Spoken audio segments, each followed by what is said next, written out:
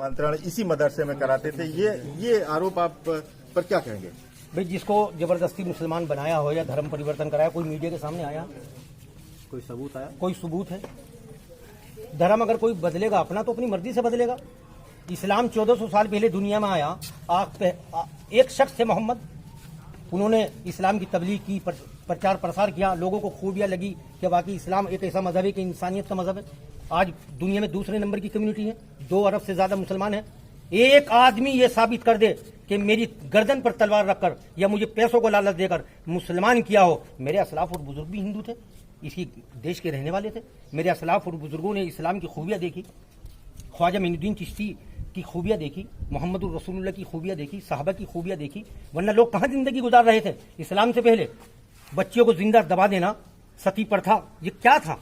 ये इस्लाम के आने के बाद खत्म हुआ। एक सवाल और जो एटीएस ने कहा है कि इस मदरसे के जरिए बड़ा पैसा आता था बाहर गल्फ कंट्री से, इवन पाकिस्तान से कनेक्शन, ये सब सारी चीजें सामने आई। भैया, मुसलमानों पर ज़कात फर्ज है। 5 रुकन हैं इस्लाम के, ईमान, नमाज, हज, ज़कात, रोजे, ये इस्लाम की बुनियाद हैं। इनमें एक है ज़कात। जिस तरह गवर्नमेंट टैक्स लगाती है, GST, income tax, sale tax, इसी तरह इस्लाम ने अपने अनुयायियों के लिए, इस्लाम वालों के लिए, इस्लाम का पालन करने वालों पर 2.5% का टैक्स लगाया है। वो चाहे इराक का रहने वाला हो, ईरान का रहने वाला हो, वो मुझे भी दे सकता है गरीब हो। अब उस पैसे को आप हवाला समझ ले या उस ब्लैक मनी समझ ले, ये तो गवर्नमेंट की समझ है, ये पुलिस समझेगी। ये तो मुसलमानों ने मुसलमानों के उत्थान के लिए दिया है, मुसलमानों की तालीम के लिए दिया है। वो मौलाना कलीम को दे दो या दारूम को दे दो, किसी को दे दो। मौलाना अच्छा काम कर रहे थे, बच्चों की तालीम का इंतजाम कर रहे थे, तो मौलाना को दे दिया। मौलाना ने सारा रुपया बिल्डिंगों में बच्चों की तालीम में लगाया है, गरीब बच्चियों की शादियों में लगाया है। एक आदमी ये बता दे कि ब्लैक मनी का 1 रुपया मौलाना कलीम सिद्दीकी की जेब में आया हो। मौलाना कलीम पर जितना पैसा आता है सब मुसलमानों की और गरीब बच्चों की परवरिश पर लगाते हैं, उनकी तालीम पर लगाते हैं। मौलाना साहब कहा पाकिस्तान से भी संबंध के बारे में बात कर रहे हैं लोग। भाई, पाकिस्तान हमारा छोटा भाई है, हमारे रिश्तेदार हैं। वहाँ पर पॉलिटिक्स वालों ने, राजनीतिक लोगों ने आपस में द्वेष के कारण ऐसा कर दिया, वरना यहीं से तो कटा हुआ है। वो हमारी रिश्तेदारियां हैं, फुलत वालों की रिश्तेदारियां हैं। क्या वो हमारे खून मिट जाएंगे, हमारी रिश्तेदारियां खत्म हो जाएगी? मौलाना कलीम सिद्दीकी साहब के या इस गांव के भी वहां संबंध होंगे, वहां रिश्तेदारियां होगी। किसी के भाई चला गया सन 47 में, किसी का चाचा चला गया, परिवार में 4 आदमी थे, 2 वहां चले गए, 2 यहां रह गए। हमको हिंदुस्तान से प्रेम था, हम हिंदुस्तान में रह गए। उन्होंने मिस्टर जीना का हाथ पकड़ा, वो पाकिस्तान चले गए। लेकिन अगर वो मिस्टर जीना के साथ गए हैं, क्या गांधी वालों का उनसे संबंध और रिश्ता खत्म हो जाएगा? ये बताइए आप।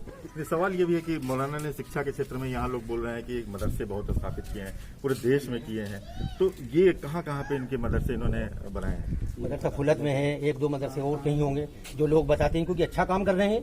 कहीं भी खोल सकते हैं आप। अगर कहें कि आप हमारे इलाके में तालीम का इंतजाम कर दीजिए, आप यहाँ चले जाएंगे।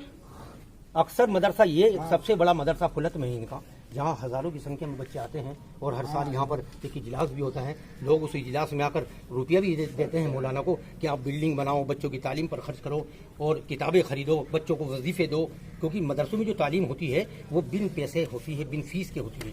जो बच्चे यहाँ पढ़ते हैं वो गरीब बच्चे होते हैं, जिनके ऊपर किसी का सवाल और है कि 30 साल से करीब ये मौलाना जो है वो इस तरह के काम कर रहे हैं, लोगों की शिक्षा, गरीबों की शिक्षा को लेकर।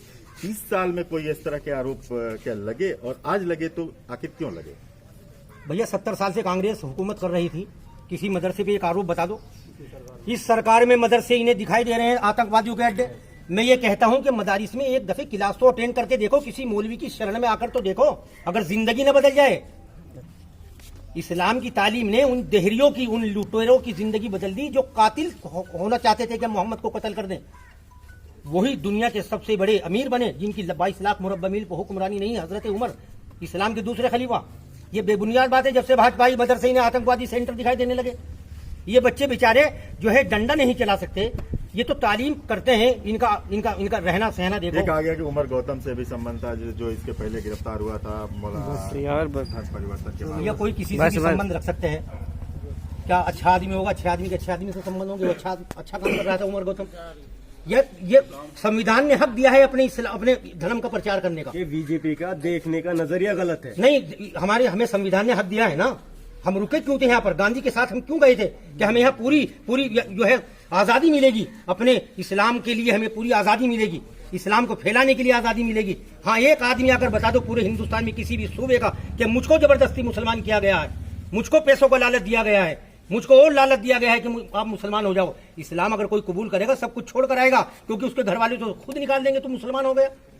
अगर ये इस्लाम अच्छा मजहब ना होता तो दुनिया की बड़ी बड़ी नामचीन हस्ती टाइसन जैसे को देखो मुसलमान हुआ है। तो ये साफ तौर पे जितने लोग यहाँ दिखाई दे रहे हैं, इन लोगों में काफी नाराजगी इस बात को लेकर के है कि जो शख्स इतने दिनों से यहाँ पे बच्चों की शिक्षा को लेकर काम कर रहा था, आखिर एक दिन में इस तरह के आरोप कैसे लग जाते हैं। और यही सवाल सबके जहन में है और सब यही मानते हैं कि जो किया गया है वो राजनीति के तहत किया गया है, इसके पीछे राजनीतिक साजिश है। वीडियो जर्नलिस्ट उज्जवल भारद्वाज के साथ अखिलेश रिपब्लिक।